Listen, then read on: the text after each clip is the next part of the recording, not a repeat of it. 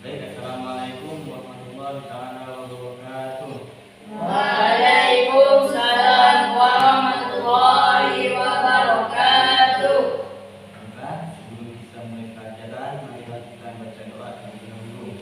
Doa dimulai. Bismillahirrahmanirrahim. Alhamdulillahi rabbil alamin. Ar-Rahmanir-Rahim. Maliki yaumiddin. Iyyaka na'budu wa iyyaka nasta'in. Ihdinas siratal mustaqim.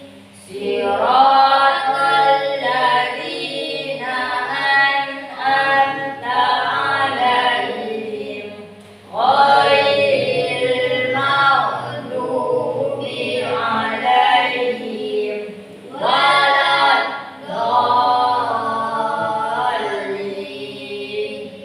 Amin. Baik, sebelumnya Bapak akan absen terlebih dahulu. Mustafa, hadir. Saya ulangi. Agus, hadir. Madan, Sahur, Rizal. Hadir semua ya. Baik, materi kita hari ini yaitu tentang haji dan umroh. Sudah tahu tentang haji dan umroh? Belum pernah. Tapi kalian tahu kan rukun Islam?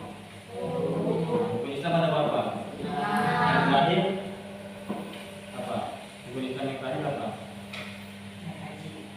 Naik haji bagi yang mampu. Hari ini kita akan bahas soal haji dan umroh.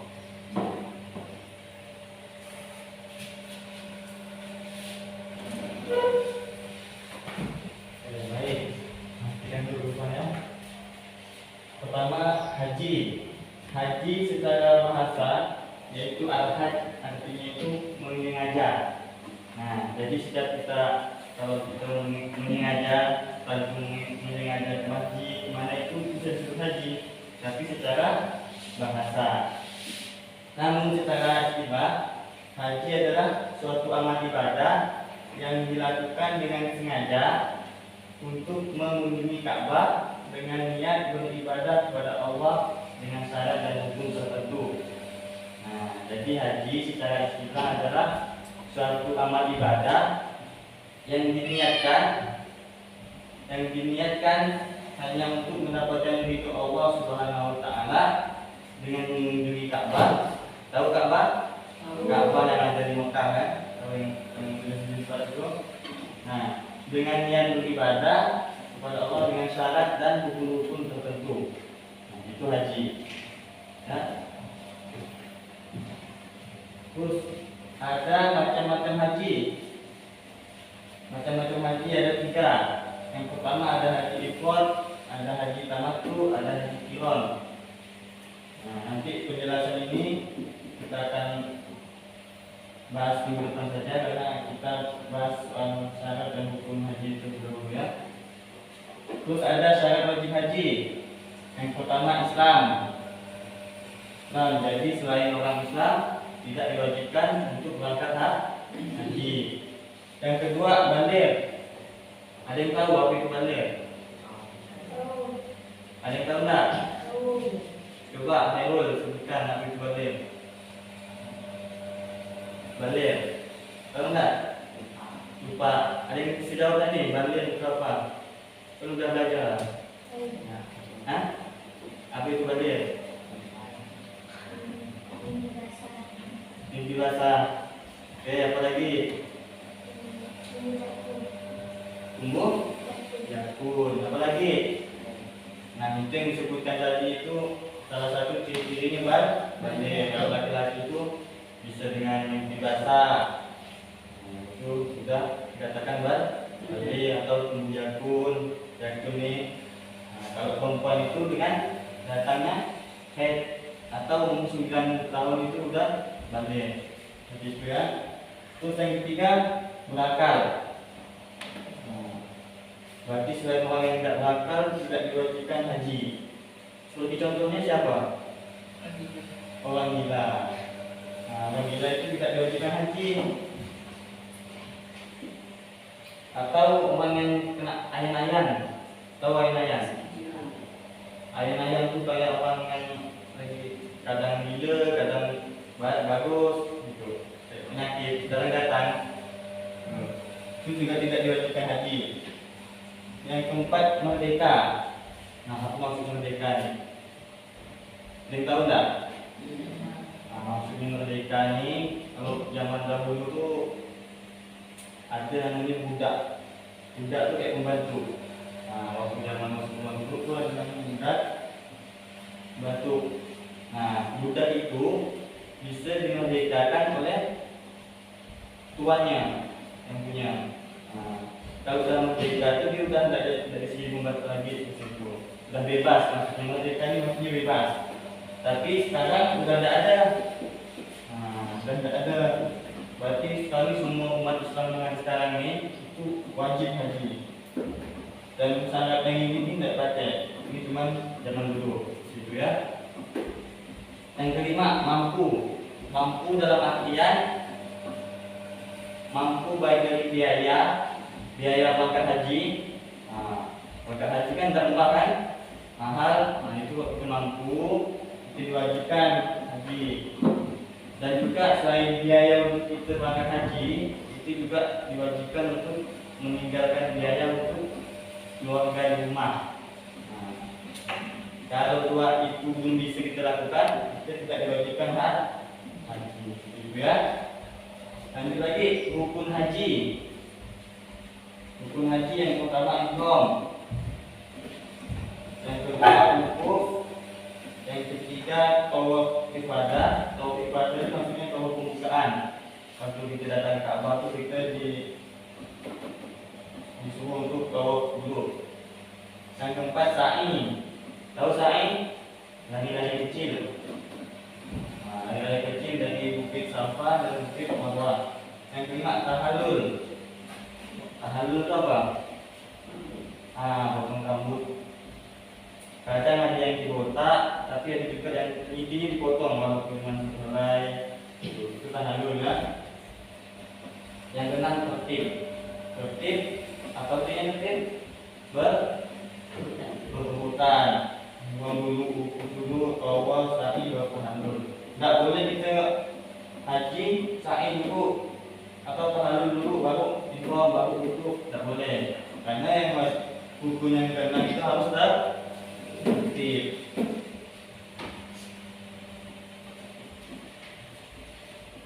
Terus ada syarat sah haji. Syarat sah haji. Berarti kalau kita tidak memenuhi syarat ini, hajinya tidak sah. Yang pertama apa? Mampu. Nah, mampu dalam arti kayak tadi itu yang pertama dulu. Mampu biaya untuk pergi dan biaya yang ditinggalkan untuk keluarga. Yang kedua, ada kendaraan untuk perjalanan.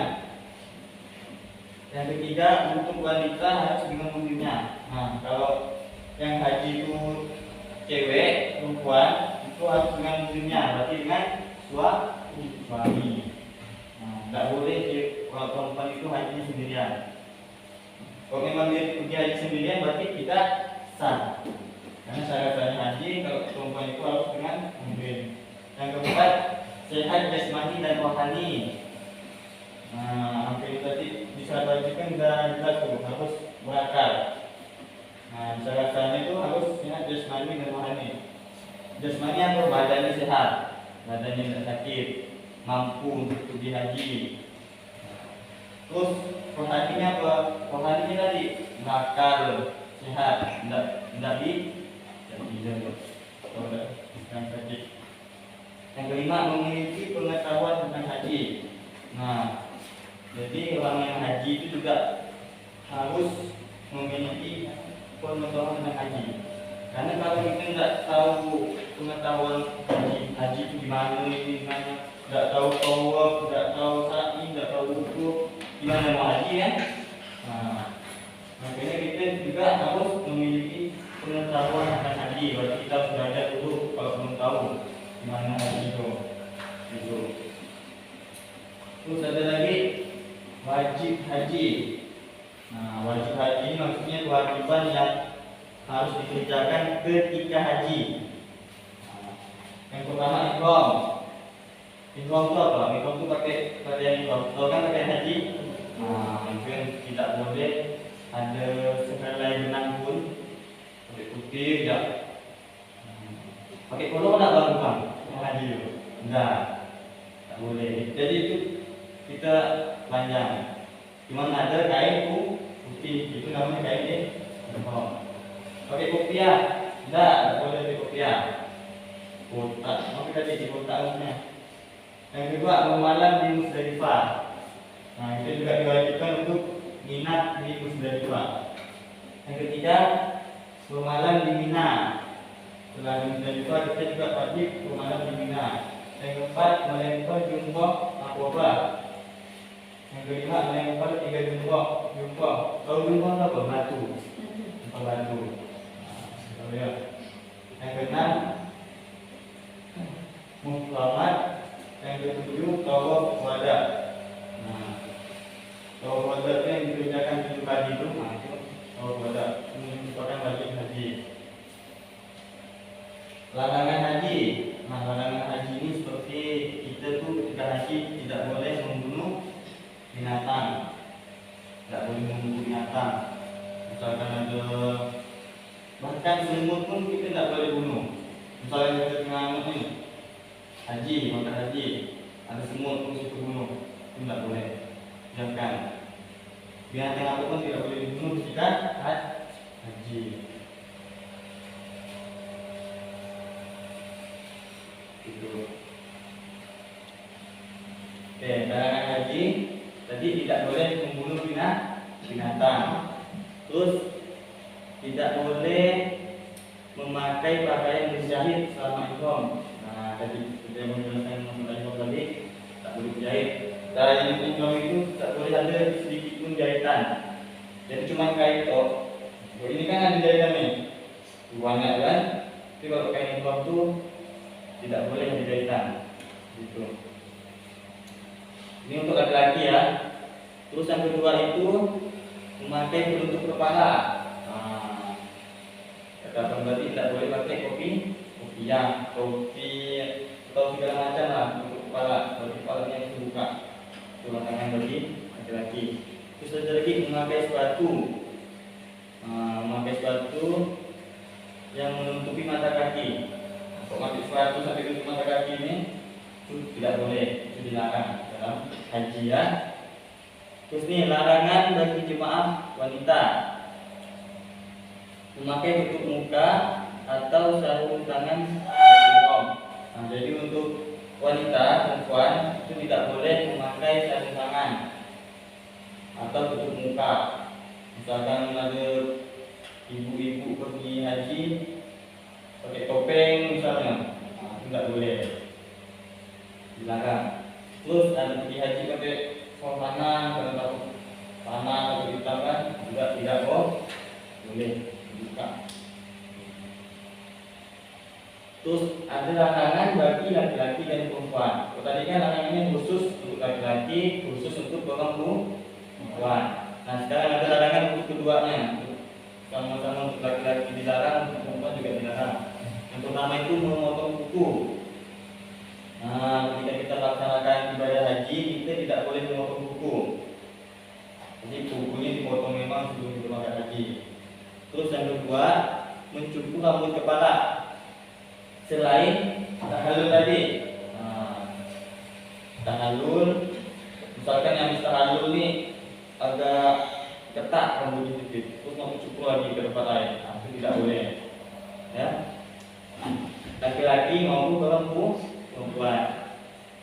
Yang ketiga memakai wangian, pakai minyak wangi.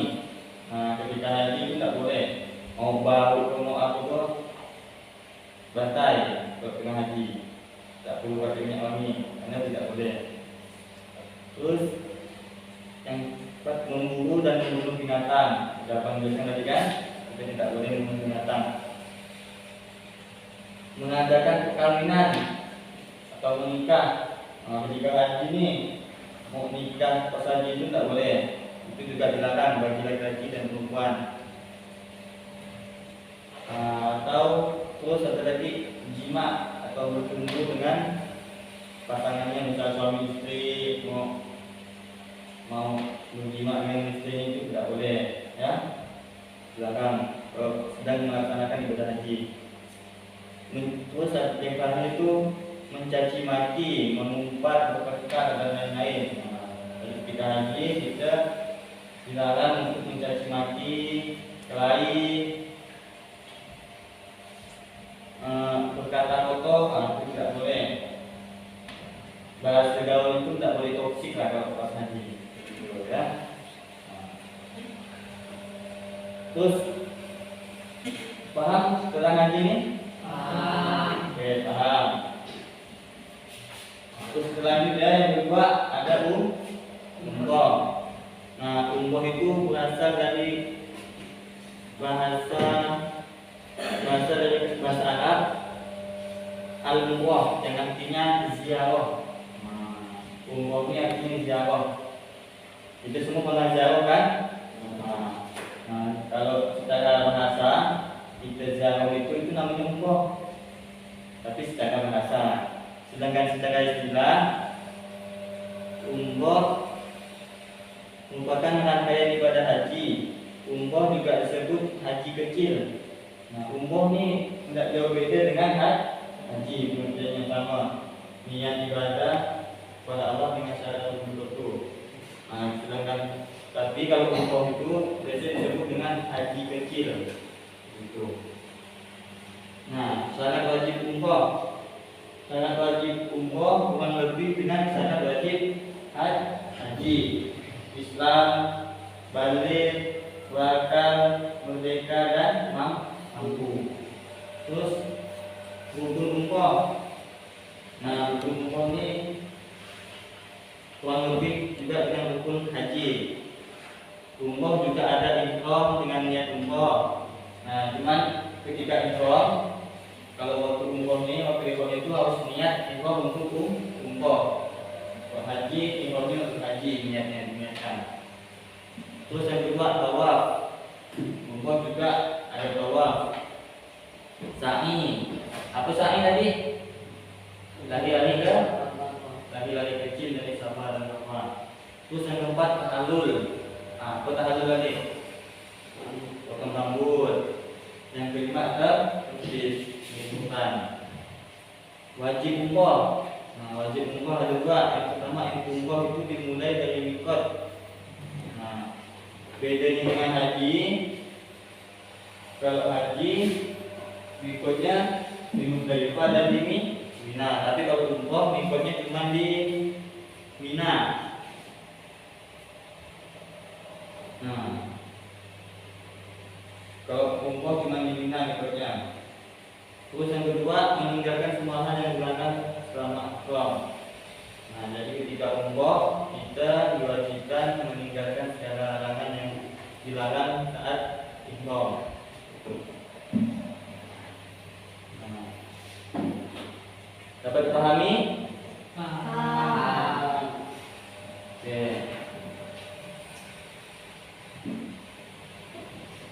Nah, sebelum lanjut, abang mengulang sedikit ya. Abang tanya tentang penjelasan tadi. Abang ingin ngetes apa? Maksudnya Bapak ingin ngetes ke pemahaman kalian tentang materi tadi. Coba abang mau tanya sama Nebul nih, Nebul kuning ini. Bazir itu apa, Nebul? Yang penjelasan tadi, bazir itu apa? Laki-laki. Apa yang Nebul ingat? Hah? mimpi basah. Apa lagi? Tunggu jatuh. Betul. Coba nih sebelahnya. Kalau banjir bagi perempuan apa tadi? Apa lagi? Hah? Apa? Nah, kalau makin halus atau umur 9 tahun. Oke. Yang di ujung coba mampu. Cara wajib haji yang kelima itu mampu. Apa maksudnya mampu?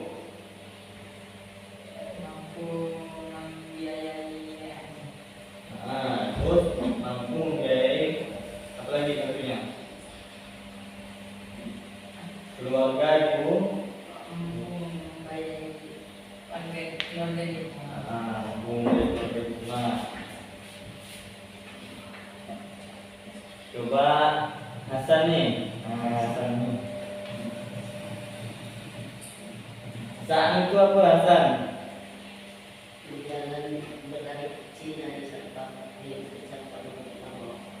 Laki-laki kecil. Laki-laki kecil itu kayak jogging dulu. Itu kecil, bukan hujan atau cuma jalan kita. Dari bukit Safra dan Mawar. Terus sekali lagi ya. Apa pengertian haji itu? Madan. Sebutkan pengertian haji.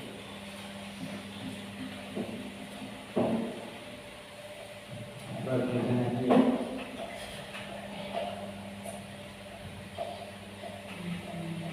Belajar dari depannya aja.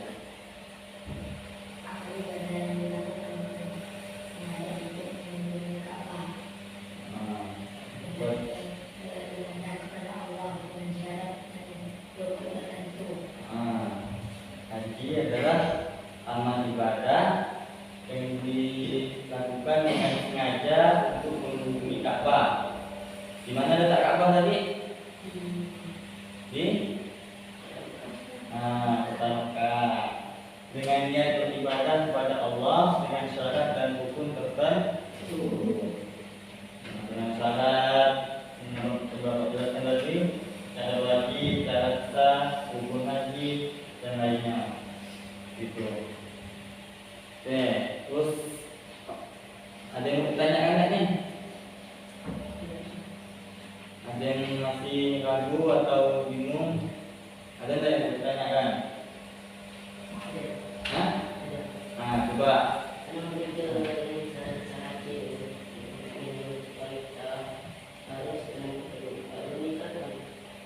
Kalau gimana?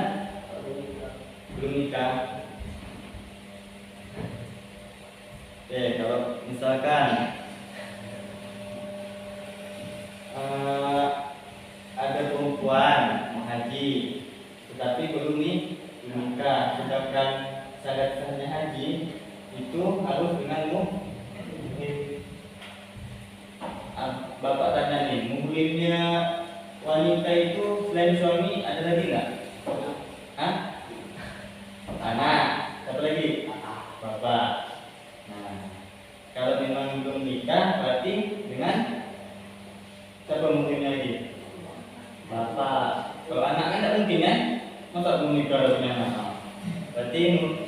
Berarti hajinya harus dengan bapak. Nah, begitu ya. Paham kan? Nah, ada lagi nggak nih yang mau ditanyakan? Kalau banyak bertanya nanti nilainya bagus, ada nilai bonusnya. Ada lagi enggak?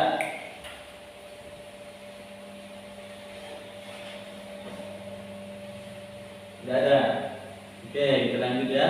Terakhir hikmah haji dan umroh. Yang pertama, dengan adanya haji, kaum muslimin dapat mengambil iktibar dan pelajaran dari rezekinya sehingga dapat meningkatkan kualitas hidupnya. Nah, dengan adanya haji dan umroh ini, umat muslim dapat mengambil pelajaran bagi sebagai pengalaman ketika haji dan juga pengalaman ketika berangkat haji. Gitu.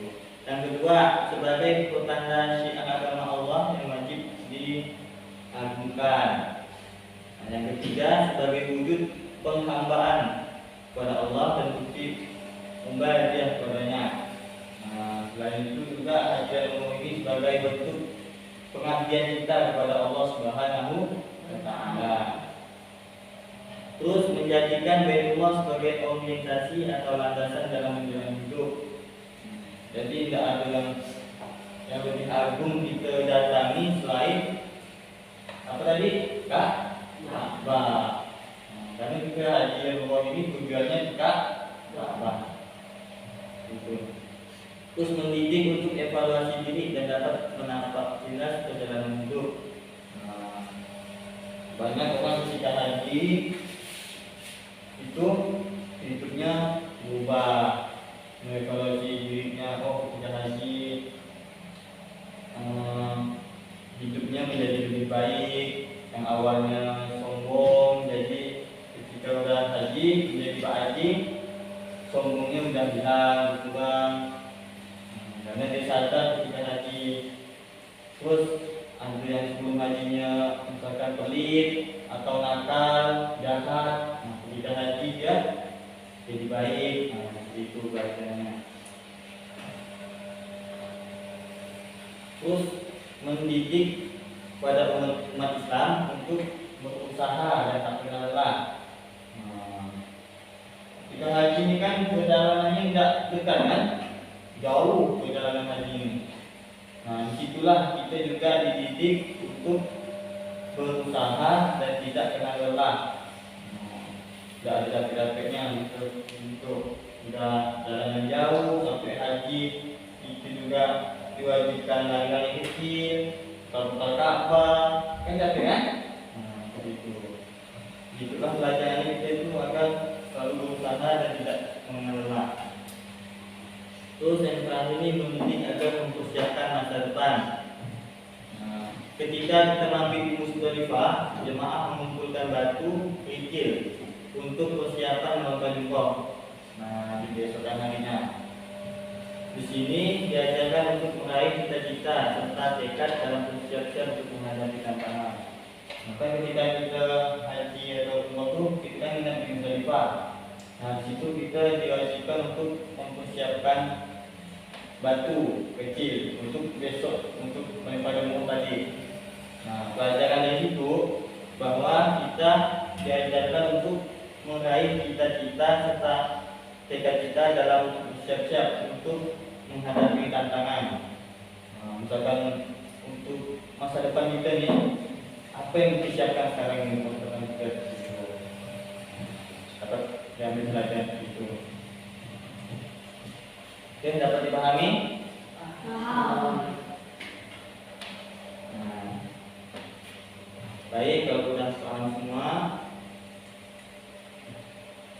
sebelumnya Bapak simpulkan dulu materi kita bahwa ibadah haji dan umroh merupakan salah satu ibadah kepada Allah Subhanahu wa Ta'ala dengan harapan dan niatan semata-mata untuk mengharapkan ridho dari Allah Subhanahu wa Ta'ala yang dilaksanakan dengan perjalanan kita ke Mekah dengan syarat dan rukun-rukun tertentu. Nah, begitu. Nah, selebihnya untuk kalian, Bapak minta untuk merangkum materi yang sudah kita pelajari hari ini. Ya, minggu depan pertemuan berikutnya akan Bapak minta.